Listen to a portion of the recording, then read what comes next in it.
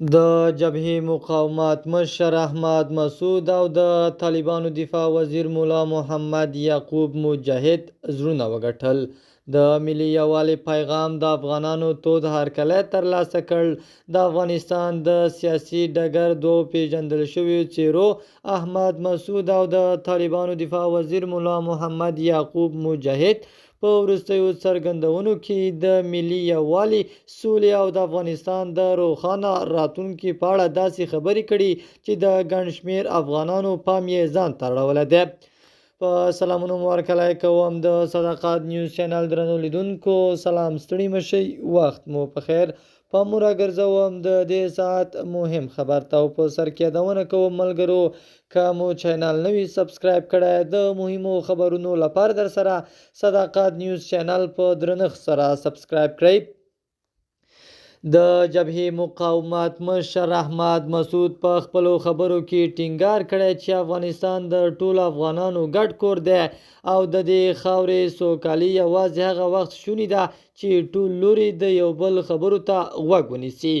هغه ویلي د ملت ګټې باید د هر ډول اختلافاتو څخه لوړې وګڼل شي.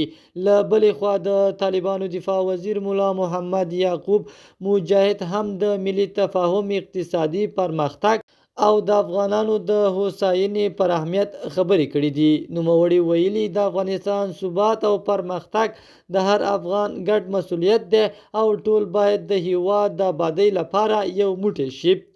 سیاسي شنونکي باور لري چې د افغانستان د بیلابیلو شخصیتونو له لوري د یووالي متقابل درناوي پیغامونه د ولس په زړونو کې نوې هیلې راژوندۍ کوي.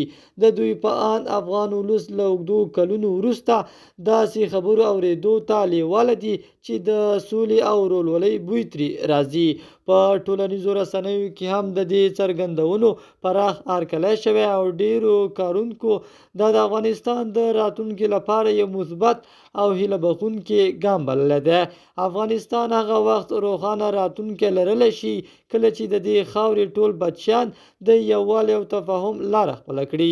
د صداقت نیوز چینل درنو لیدونکو، دا زمونږه د دې ساعت چمتو شوی خبر. د نورو مهمو خبرونو لپاره در سره صداقت نیوز چینل په درنښت سره سبسکرایب کړئ. تر بیا ښې چارې، د الله په امان.